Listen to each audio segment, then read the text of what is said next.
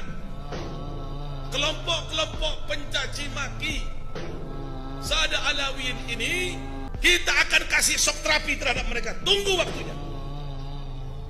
Kalau Syiah kita bisa sikat, kita bisa bumi hanguskan, apalagi kelompok-kelompok Dajjal imat ini.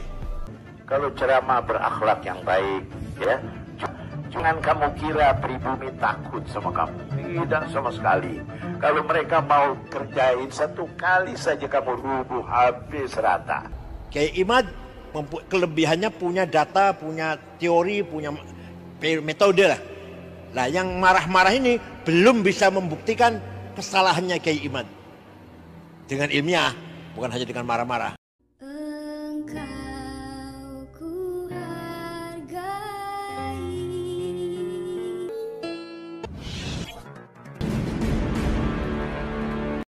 Jika ditarik benang merah, cukup wajar dan masuk akal jika pemimpin PKI yang telah banyak melakukan kejahatan membunuh para kiai NU di Indonesia adalah seorang Habib Marka Aidit yang berasal dari Hadramaut atau sekarang Yaman Selatan.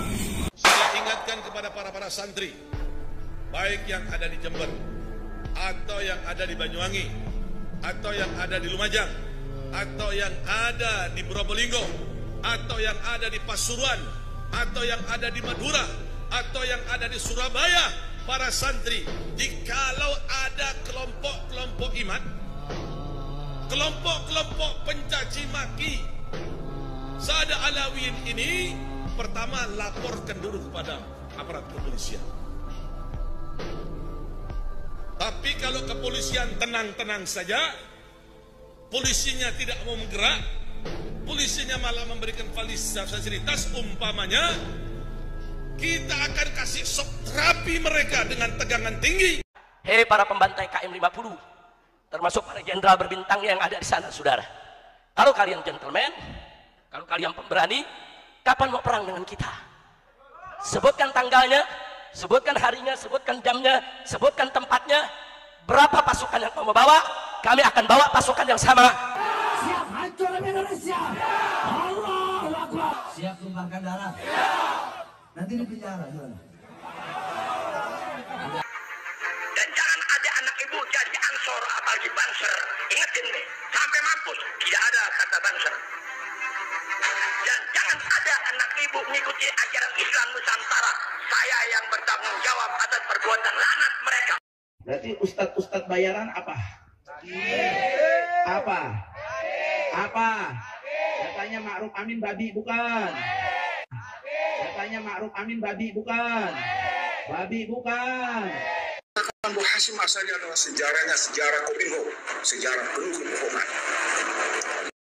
Kurang ajar. Presiden Jokowi, jangan coba-coba kau berikan kesempatan kepada PKI untuk melanjutkan lagi dalam kekuasaan di Republik Indonesia, saudara. Maka itu, saya ingatkan kepada semua umat Islam, siapkan senjatamu, siapkan senjatamu. Kalau besok ada panggilan jihad untuk menghabisi PKI yang ada di mana saja, siap tidak? Orang itu suruh belajar nyisir rambut dulu. Jadi orang itu, Pak, saya nggak panggil kiai Anda, inti belajar cara nyisir rambut, cara merawat badan, biar nggak serem inti. Ini Habib ini berpidato, saya waktu itu sebagai penceramah kedua, Ustaz. Gitu, iya. Dia cerita, saya kaget-kaget ini. Di antaranya yang masih saya ingat, itu kalau ada anak Habib, walaupun dia mabuk-mabukan, walaupun dia penzina, pencuri, penjudi, jangan kata apa-apa. Ini Habib Betawi nih. Jangan kata apa-apa. Dia itu turunan Nabi. Jangan disakiti, jangan diomelin. Biarin aja. Dia itu ahli surga. Gitu kan. Saya terhanyak mendengar itu. Karena begitu Islam.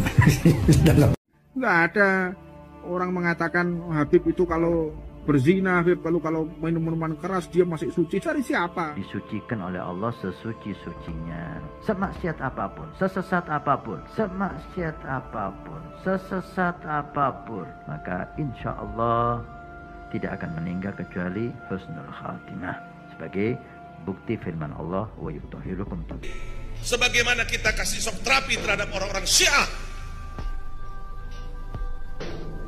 kita akan kasih shock terapi terhadap mereka. Tunggu waktunya.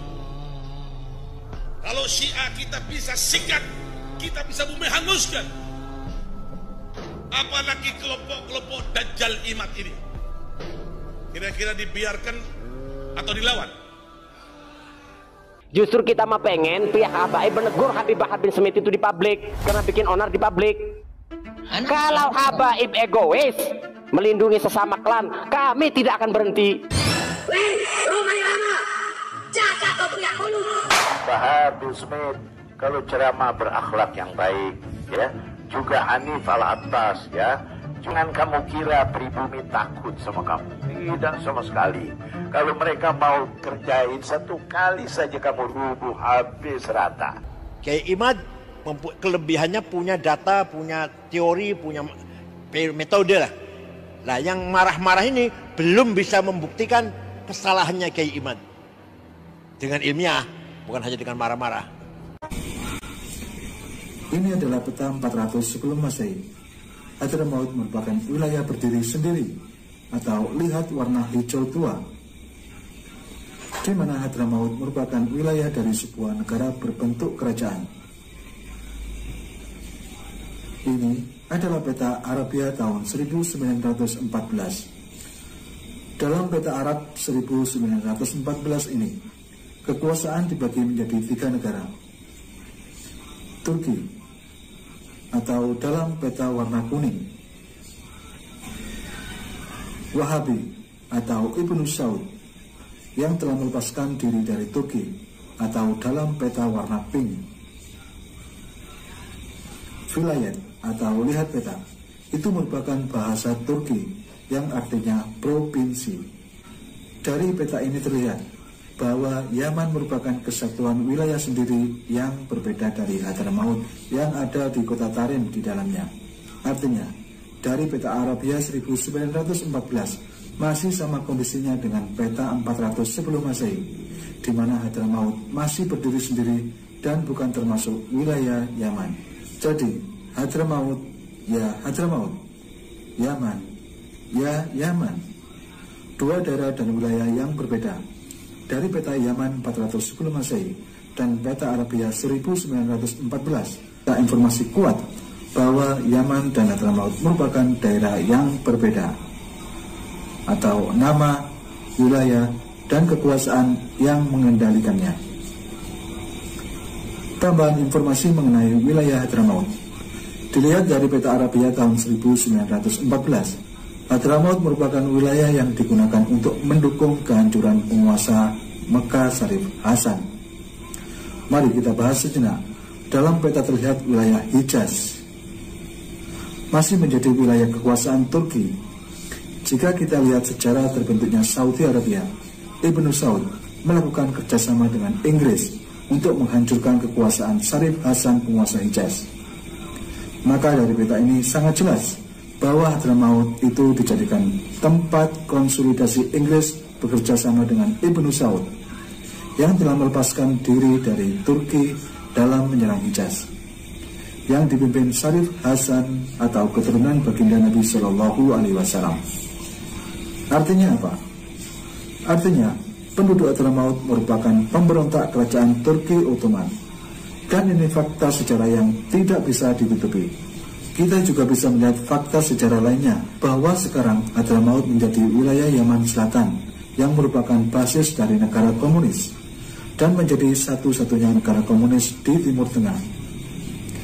Jika ditarik benang merah, cukup wajar dan masuk akal jika pemimpin PKI yang telah banyak melakukan kejahatan membunuh para kiai NU di Indonesia adalah seorang Habib Marka Aidit yang berasal dari Hadramaut atau sekarang Yaman Selatan, negerinya para Habib klan Ba'alwi.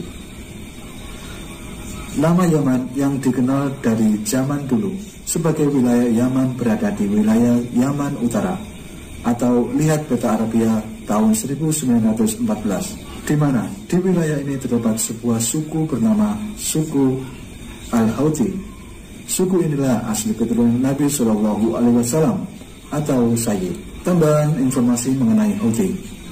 Milisi Ansarullah Houthi yang dipimpin oleh Sayyid Badruddin Houthi adalah pasukan yang sekarang sedang berperang melawan Israel dan sekutunya membantu saudaranya Palestina. Fakta sejarah bahwa Hadramaut dulunya merupakan negara tersendiri atau bukan Yaman, lalu kemudian membentuk negara bernama Republik Rakyat Yaman Selatan, di mana dari catatan sejarah didapat informasi bahwa negara ini merupakan satu-satunya negara di Jazirah Arab yang berhaluan komunis. Pemimpin partainya atau komunis adalah Habib Abdurrahman Asghar yang menjabat dari tahun 2015 sampai sekarang. Sebagai informasi, ayah dari Habib Ali Al-Jufri pernah menjadi wapres Yaman Selatan yang berhaluan komunis. Catatan historis Hadramaut menyatu dengan Yaman. Hadramaut di bawah protektorat Inggris, protektorat Aden pada 1882 hingga 1967. Pemerintah Inggris ditunjuk sebagai penasihat Hadramaut tahun 1937. Pada tahun 1967, bekas koloni Inggris di Aden termasuk Hadramaut menjadi negara komunis independen Republik Rakyat Yaman Selatan. Dan Yaman Selatan bersatu dengan Yaman Utara pada tahun 1990 menjadi Republik Yaman.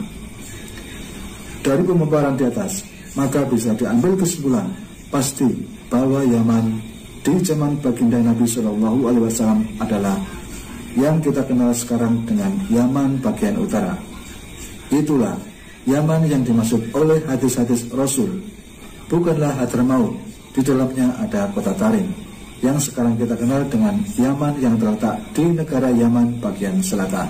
Simpulan, melalui perjalanan sejarah dan peta, kita telah melihat bahwa Hadramaut dan Yaman adalah dua wilayah yang berbeda. Hadramaut memiliki sejarah panjang sebagai kerajaan independen, sedangkan Yaman Utara adalah wilayah tempat suku Al-Houthi, keturunan Nabi Shallallahu Alaihi Wasallam. Hadis-hadis Nabi Shallallahu Alaihi Wasallam yang menyebut Yaman merujuk pada Yaman Utara, bukan Hadramaut di Yaman Selatan. Dengan memahami perbedaan antara Hadramaut dan Yaman, kita dapat lebih memahami secara Islam dan konteks hadis-hadis Nabi Shallallahu Alaihi Wasallam. Semoga video ini bermanfaat dan membuka wawasan baru bagi Anda.